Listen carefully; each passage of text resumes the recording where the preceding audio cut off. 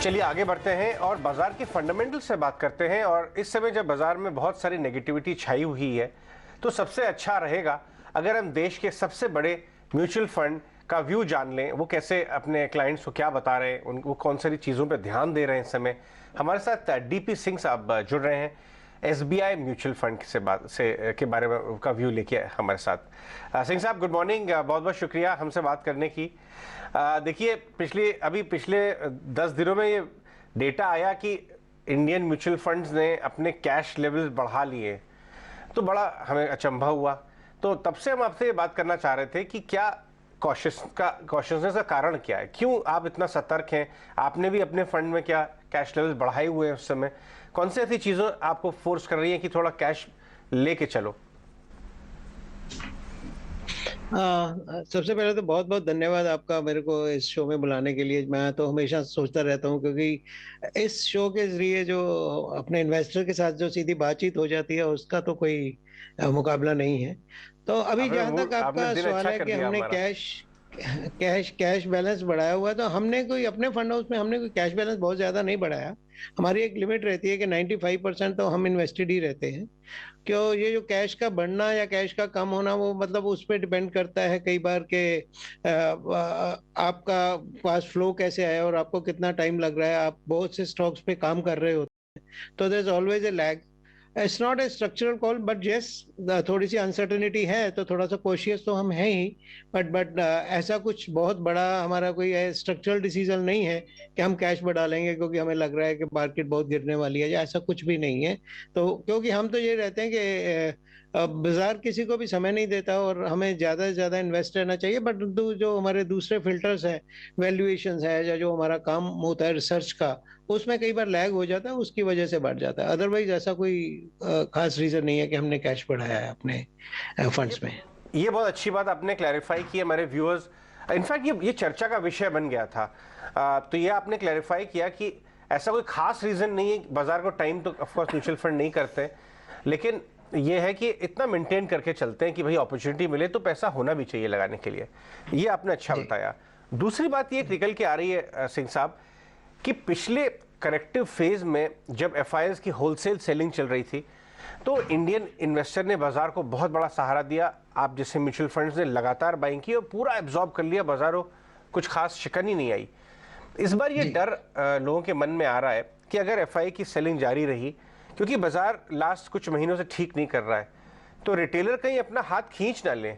उनकी क्योंकि बाजार कमजोर होता है तो रिटेलर भी शायद कोशिश करने लगते हैं कि मैं बाजार को टाइम कर लूं। कुछ इस तरह की आपको सेंस तो नहीं आ रही है? आपके जो डिस्ट्रीब्यूटर देश भर में फैले हुए हैं, क्या फीडबैक दे रहे हैं वो? नहीं, ऐसा कुछ नहीं है। देखिए बाबूजी, सबसे बड़ी बात क्या है कि रिटेल के थ्रू जो पैसा आता है दो तरह से आता है। एक तो सबसे बड़ा पैसा जो है वो एसआईपी रूट से आता है, जो कि आप 14,000 करोड़ के करीब हो गई है। तो बहुत जल्दी हम $2 बिलियन का जो नंबर पास कर लेंगे, और ये बढ़ता ही जा रहा है। इसमें ऐसा कुछ नहीं है कि भाई कि पैसा कम हो रहा है। और दूसरा, ये इंश्योरेंस प्रीमियम या और जो है जैसे ईटीएफ्स में पैसा आना through EPFO and all those things, तो इससे के हिसाब से $2.5 से $3 बिलियन का तो नेट फ्लो आता ही आता है। उसमें से कुछ रिडेम्पशंस भी होती हैं। कभी कई बार हम सिर्फ एफआईआई का नंबर ही देखते हैं, परंतु हमारा इंटरनल जो रिडेम्पशंस होता है उसको हम इग्नोर कर देते हैं, क्योंकि नेट नेट पॉजिटिव रहता है। तो जब हम विड्रॉल की बात करते हैं तो हमें दोनों देखना पड़ेगा कि लोकल मार्केट से रिडेम्पशन कितना हुआ और लोकल मार्केट से पैसा कितना आया, प्लस एफआईआई का कितना निकला। तो अभी मेरे को ऐसा कोई चिंता नहीं है कि हम अब्जॉर्ब नहीं कर पाएंगे। अगर बहुत ज्यादा नंबर बढ़ता है किसी वजह से तो हो सकता है, परंतु मेरे को ये लगता है कि हॉट मनी था जो वो बिल्कुल ही टेक्निकली पैसा बनाने के लिए आया था, वो निकल चुका है। तो आने वाले मेरे को ऐसा कुछ अंदेशा नहीं है कि बहुत ज्यादा एफआईआई की सेल होगी और हम उसका ध्यान नहीं रख पाएंगे। Unless and until something very very big, जैसे कि लग रहा है ये इंटरनेशनल लेवल पे, ग्लोबल लेवल के कॉन्फ्लिक्ट बहुत ज्यादा बढ़ जाती है, तब तो देखो सब जगह पे ये ऐसा ही होगा। परंतु अदरवाइज हमें नहीं लगता हम अपना जो डोमेस्टिक फंड्स हैं या डोमेस्टिक मार्केट्स हैं will be able to take care of $2-3 billion तक का जो सेल होता है, उसमें हमें कोई चिंता नहीं है। इतना सक्षम अभी मार्केट हो चुकी है। Okay, alright, morning mister Singh. बिल्कुल आपने ये बात सही की, और म्यूचुअल फंड्स तो पहले भी कुशन प्रोवाइड करते रहे हैं, लेकिन मिस्टर सिंह एक फियर ये भी निकल कर आता है कि क्योंकि रिटेल इन्वेस्टर्स बहुत हद तक सेंटिमेंट पर प्ले करता है, और जब बाजार के सेंटिमेंट थोड़े वीक होते हैं तो वहां पर उनका सेंटिमेंट भी थोड़ा जिटरी होने लग जाता है, वो भी डगमगाने लग जाता है। हालांकि एसआईपी रिकॉर्ड हाई लेवल्स पर है और लगातार कुशन प्रोवाइड दिया इसने, एफआई इन्वेस्टर्स की एसआईपी ने दिया बाजार को, पर वहां पर भी कोई किसी तरह का रिस्क एलिमेंट है जिसे फैक्टर लेकर चलना चाहिए? नहीं, वही जो एक्चुअली मैं जो पहला सवाल मेरे से पूछा था कि कैश लेवल ज्यादा क्यों है, उसी अनसर्टेनिटी को ध्यान में रखते हुए कैश लेवल भी रखे हुए हैं, ताकि अगर कल को ऐसा कोई रिडेम्पशन बढ़ता है या लोकल निवेशक म्यूचुअल फंड से पैसा निकालता है तो कैश से ही उसकी पेमेंट की जा सके, ना कि उसको मार्केट में जाके उसको सेलिंग की जाए और ताकि मार्केट के ऊपर उल्टा असर पड़े। तो ऐसा कुछ नहीं है। दूसरा हमें ये भी समझना पड़ेगा कि ये जो इंस्टीट्यूशनल इन्वेस्टर्स होते हैं जो बहुत समय से पैसा लगाते रहते हैं, किसी ना किसी समय पे वो भी अपना प्रॉफिट बुक करने के लिए सेल करते हैं, उसका भी जो थोड़ा बहुत इम्पैक्ट आ जाता है मार्केट में। परंतु ऐसा नहीं है कि हमें बहुत कोई चिंता का विषय है। कैश जो लेवल्स हैं जो अभी भी इंडस्ट्री 5 से 7% मेंटेन कर रही है, रिडेम्पशन इससे ज़्यादा नहीं आएगी क्योंकि हमारा बेस भी बहुत बड़ा हो गया है। तो लोकल लेवल पे कुछ ऐसा अनसर्टेनिटी होती है और पैसा निकालते हैं लोग, जो पूरी इंडस्ट्री है वो सक्षम है इसको ध्यान में रखते हुए कि हम उसको बिना मार्केट में नेगेटिविटी लाए हुए हम उसका ध्यान रख लेंगे। सिंह साहब, पहले तो बहुत बहुत शुक्रिया, थैंक यू वेरी मच, आज आप समय निकाल के हमसे बातचीत कर रहे हैं। इसमें कोई दो राय नहीं है कि रिसर्च वाली आपको टीम बताती होगी और अलग अलग फंड मैनेजर आपको रीजनिंग भी देते होंगे कि क्यों इस फंड में हम पैसा बढ़ा रहे हैं, घटा रहे हैं, या रिसर्च की टीम आपको बताती होगी स्टॉक स्पेसिफिक होके हैं। लेकिन फिर भी मैं आपका अपना असेसमेंट जानना चाहता हूँ इस समय इंडियन मार्केट्स को लेकर, क्योंकि हम एक ऐसे फेज से निकल रहे हैं जहाँ पे अब सामने 2024 का इलेक्शन भी है सर, और बहुत सारी चीज़ें डोमेस्टिक और ग्लोबली सब कुछ उथल पुथल सा है। तो एक बार जरा आपका व्यू पॉइंट, आप प्लस और नेगेटिव दोनों कहाँ पे देख रहे हैं, क्या देख रहे हैं सर? देखिए, उसमें ऐसा है कि हिंदुस्तान में बहुत से ऐसे नए बिजनेसेस जो कॉर्पोरेट वर्ल्ड में आ रहे हैं, नए आईपीओज भी हैं। अगर अभी भी हम कहें, चाहे अगर मार्केट लेवल की को एक साइड पे छोड़ के अगर बात करें, तो बहुत से ऐसे स्टॉक अभी भी मिल जाते हैं जिसमें अभी भी बहुत सारी वैल्यू है। उसमें रिसर्च का टाइम बहुत ज़्यादा जाता है, इसलिए थोड़ा गैप रह जाता है, क्योंकि छोटी कंपनी है, मझोले वर्ग की जो कंपनीज हैं उनको रिसर्च करके इन्वेस्ट करना तो एक बहुत लंबा प्रोसेस होता है। एक कंपनी को अच्छे से रिसर्च करने में कम से कम 5 से 7 महीने लगते हैं किसी भी एनालिस्ट को, क्योंकि तरह तरह के एक फिल्टर लगा रखे हैं।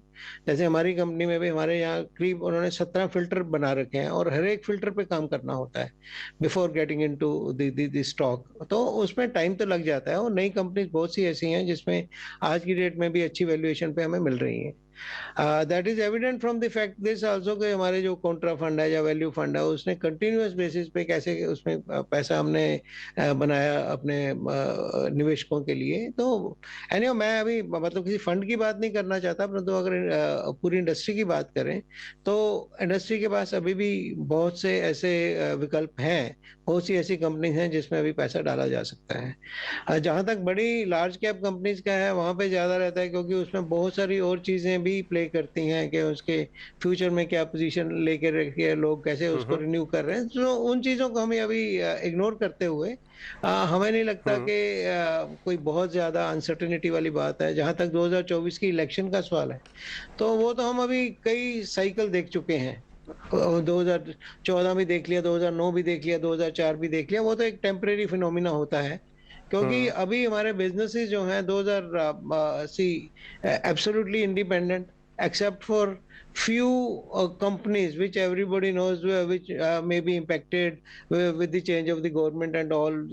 असल में हम इतना मैच्योर अभी गवर्नमेंट मतलब अपनी मार्केट हो चुकी है कि धंधा और पॉलिटिक्स दोनों बिल्कुल अलग अलग हो गए हैं। जो जो बिजनेस हो रहा है, business is immune from any negative see kind of political fallouts. तो वो हमें एक बहुत बड़ा एक संतोष देता है कि कंपनीज का जो स्पेशली जो म्यूचुअल फंड्स पैसा लगाते हैं उसमें इस चीज़ों को ज़्यादा बजट नहीं किया जाता कि किसी गवर्नमेंट में या इलेक्शन की वजह से क्या होने वाला है। तो इन एनी केस आज की डेट में uncertainty on elections is very very low as compare to the previous years. साहब, मैं आपसे ये जानना चाहूंगा, होता था क्या हो रहा है। सिंह साहब, मैं आपसे जानना चाहूंगा, आज इंडिया 10 ईयर बॉन्ड यील्ड करीब 7.44 पे चली गई है, 5 महीने के हाईएस्ट लेवल पे। लेकिन ये डेट इन्वेस्टर्स के लिए बड़ी अच्छी बात है कि भाई अपने डेट में पैसा लॉक किया जा सकता है आगे जाने के लिए, क्योंकि कुछ भी कहिए आज भी इंडिया में डेट की तरफ खास प्रेम है इन्वेस्टर्स का इक्विटी के बनस्पत। आपके डेट फंड्स कैसा चल रहे हैं, फ्लोज कैसे हैं, उसके बारे में हम कम बात करते हैं, लेकिन क्या ये सही समय निवेशकों के लिए लॉन्ग टर्म के लिए डेट फंड में पैसा डाल के यील्ड लॉक कर लें? सही नहीं, बहुत ही सही समय है। दो रीजन से, एक तो यील्ड की बात है और दूसरा जो हमारे टैक्स लॉज हैं वो इतने, स्पेशली अगर म्यूचुअल फंड रूट से डेट में पैसा लगाया जाता है तो उसमें इतनी ज्यादा टैक्स एफिशिएंसी, अगर 3 साल से ऊपर पैसा रखा जाए, कि आपको ये probability of having more than 7% post tax return is very very very much there. आज की डेट में अगर कोई ऐसा इंस्ट्रूमेंट सीधा सीधा आ जाए कि 6% टैक्स फ्री या 7% टैक्स फ्री है, तो भर भर के उसमें पैसा बाजार में आने लगेगा। परंतु ये एक समझाने वाली बात है, स्पेशली ये जो टारगेट मैच्योरिटी फंड्स की कैटेगरी आई है वो इतनी बढ़िया कैटेगरी है, जो कि low cost, low I mean uncertainty, उसमें अगर 1% भी अगर इंटरेस्ट रेट कम होते हैं, जो कि लगता है कि आने वाले 3 साल में कम से कम 1 से 1.5% तक तो इंटरेस्ट रेट कम हो जाएंगे, तो बहुत बड़ा कैपिटल गेन भी आ सकता है। और अगर कुछ ना भी करें तो भी वो, जैसे आपने बोला कि 7-7.5% पे अगर वो म्यूचुअल फंड के रूट में इसको ब्लॉक कर दिया जाए, चाहे वो एफएमपी के रूट में हो या टारगेट मैच्योरिटी में हो, तो post tax return are going to be very very positive, और उसका किसी और इंस्ट्रूमेंट के साथ आज की डेट में at the same interest rate कोई मुकाबला नहीं है। तो ये एक समझाने वाली बात है। पैसा आना शुरू भी हो गया है, मतलब जस्ट एक एग्जांपल दूं, ये जो टारगेट मैच्योरिटी फंड्स हैं, देखते देखते 1.5 करोड़ 2 लाख करोड़ की कैटेगरी बन गई है। इतना पैसा इसमें आ गया है पिछले एक साल में ही। तो ये एक बहुत बड़ी बात है। हमें कई बार उसके बारे में हम चर्चा कम करते हैं तो पता नहीं लगता, परंतु उसमें नुकसान ये रहता है कि सिर्फ जो इवोल्ड इन्वेस्टर हैं, जो समझदार हैं, जो बड़े कॉर्पोरेट हैं, वो तो फायदा उठा जाते हैं, परंतु एक रिटेल इन्वेस्टर को इसके बारे में समझ देना, जो कि एक इंटरमीडियरीज का काम है, वहां पे थोड़ी सी कमी रह जाती है, क्योंकि ऐसे फंड्स में जो इंटरमीडिएशन कॉस्ट, इंटरमीडिएशन प्राइसिंग थोड़ा कम रहता है। तो जनरली वो देखा गया है कि वो निवेशक के पास पहुंचता नहीं। वो हमारी जिम्मेवारी है किस तरह से हम अपने पार्टनर्स को ये कन्विंस कर सकेंगे ये बहुत बड़ा पैसा इसमें आ सकता है, और किस तरह से हम इन्वेस्टर को एजुकेट कर सकें थ्रू वेरियस डिजिटल मोड्स और अदरवाइज, के ताकि उन तक ये बात पता लगे, जो अभी ये बात पता नहीं लग रही है उनके, परंतु वो आपके चैनल के माध्यम से या और मीडिया की हेल्प से we need to take it to the investor level, which is बिल्कुल, happening. ये आपने सही बात आप कही वही कि आज वही कर रहे हैं, आप जो कर रहे हैं, तो मैं इसके लिए आपको बहुत बहुत मुबारक भी देता हूँ। Thank you very much. हमारी तो यही कोशिश रहती है कि अपनी कॉन्वर्सेशन, अपनी बातचीत के जरिए निवेशक जागरूक बने और चीज़ें अपने हाथ में ले, और इन्वायरमेंट में जो बेस्ट हो सकता है सर्कमस्टांसेस में वो करे। बट जाने से पहले अपने नए फंड के बारे में भी बता के जाइए सिंह साहब, जो डिविडेंड यील्ड एनएफओ आपने जारी कर रखा है। डिविडेंड्स भी एक तरह से वही पैसिव इनकम वाली चीज़ है, और आपके फंड से कैसे बेनिफिट हो सकता है? थोड़ा रिस्क एवर्स इन्वेस्टर के लिए अच्छा प्रोडक्ट है क्या ये? नहीं, ये बहुत ही बढ़िया प्रोडक्ट है, खासतौर के आज के समय में। उसका रीजन मैं इसलिए, मतलब प्लीज मेरी बातचीत को ऐसा मत समझिए कि मैं एनएफओ तो इसलिए बेचने की कोशिश कर रहा हूँ, परंतु हमने जब लॉन्च किया, हमने अपने आप को बहुत कन्विंस किया, कन्विक्शन बहुत जबरदस्त लेके आए अपने दिमाग में कि ये सबसे बढ़िया कैटेगरी है। सबसे बढ़िया कैटेगरी इसलिए मैं बोलता हूं क्योंकि आज की डेट में जब लोग डिविडेंड यील्ड का अगर प्रतिशत देखें, वो तो कम ही रहता है, वो तो 2 से 2.5-3% है, परंतु बहुत सी ऐसी कंपनीज हैं जो 9%, 10%, 8% तक भी डिविडेंड देती हैं। तो उसमें कॉम्बिनेशन ऑफ डिविडेंड यील्ड, जिससे आपका कैश फ्लो बना रहे, और दूसरा उसके साथ ये रहे कि भाई उसका कैपिटल ग्रोथ भी होता रहे, तो ऐसा एक बढ़िया multi cap, flexi cap type of portfolio बनाना बहुत जरूरी है। ये कैटेगरी आज की डेट में बहुत छोटी है, करीब पूरी इंडस्ट्री मिला के 10,000 करोड़ से कम है, परंतु हमें ये लगता है ये बहुत बड़ी कैटेगरी बन सकती है। अगर हम एक अंतर्राष्ट्रीय स्तर पर देखें, तो अंतर्राष्ट्रीय स्तर पे एक फंड है यूएस में, जिसका एक ऐसा ही फंड है जिसको इनकम डिविडेंड, इसको इक्विटी इनकम फंड बोलते हैं। वो $50 बिलियन का फंड है। $50 बिलियन का मतलब होगा कि 4 लाख करोड़ 4 लाख करोड़ का फंड है, उसमें बहुत लोग पैसा और उसमें कैश फ्लो लेते हैं। तो हमने इसको इस तरह से निट किया है, जो अपने फंड को हमने बनाया है, कि हम सिस्टमेटिक विड्रॉल प्लान के जरिए लोगों को ये इनकरेज करते हैं कि हर साल 6%, 7%, 8% तक जितना भी आपका ब्याज दर है फिक्स इनकम का, उतना हर साल इसमें से निकालें। और हमने देखा है, अगर हम पिछले 5 साल 10 साल की अगर बैक टेस्टिंग करते हैं, तो ये देखता है कि उस 7-8% निकालने के बावजूद भी इस कैटेगरी ने एक डबल डिजिट अच्छा रिटर्न बनाया है लोगों के लिए। जब हम ये बात करते हैं तो हम ऐसा नहीं कहते कि भाई जो पिछले 5 साल में हुआ है 10 साल में ऐसा ही होने वाला है, परंतु एक हमें ये डायरेक्शनल एक चीज बताता है कि ऐसा हो सकता है और ऐसी कंपनीज को में अगर निवेश किया जाए तो अच्छा पैसा बन सकता है। और हम बड़े कन्विंस्ड हैं, बहुत ज्यादा कन्विंस्ड हैं इस बारे में कि हम जो इसका पोर्टफोलियो बनाएंगे इस तरह से बनाएंगे कि लोगों को लॉन्ग टर्म में फायदा भी हो और कैश फ्लो भी मेंटेन होता रहे। और ये मैं पर्सनली इसलिए बोल रहा हूँ कि हमने इस पे बहुत मेहनत की है, हमने इसके पोर्टफोलियो की जितनी कंपनीज हैं सब पे रिसर्च किया है, और हमें विश्वास है कि ये एक बहुत बड़ी कैटेगरी बन के उभरेगी। और मतलब मेरे को कोई अंदेशा नहीं है कहने में कि मतलब अगले 1 या 2 साल में ये 1 लाख करोड़ की कैटेगरी बन जाएगी हमारे देश में। और हम तो देखिए, एनएफओ लाना तो एक किसी भी यात्रा की, किसी जर्नी की शुरुआत होती है।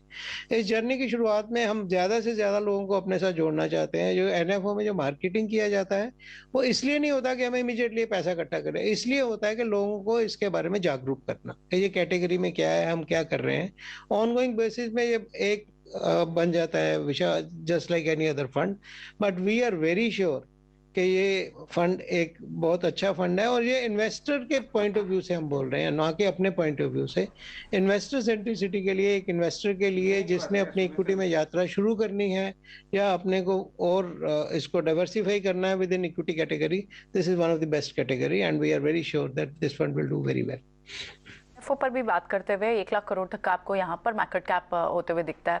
बिल्कुल, बहुत बहुत शुक्रिया मिस्टर सिंह आज समय देने के लिए और ये सारे व्यूज हमारे व्यूअर्स के साथ शेयर करने के लिए बहुत बहुत शुक्रिया। तो मिस्टर डीपी सिंह क्लियरली बात करते हुए कि elevated cash flow, elevated cash levels mutual funds के ऑफ कोर्स ऐसे किसी बड़े खतरे को नहीं देख रहे हैं म्यूचुअल फंड्स, और उन्होंने अपने न्यू एनएफओ की भी बात की। ठीक है, चलिए बढ़ेंगे आगे, लेकिन बाजार में तो इस वक्त थोड़ा खतरा दिख रहा है क्योंकि अब आप 17,300 की तरफ स्लिप करते हुए दिख रहे हैं।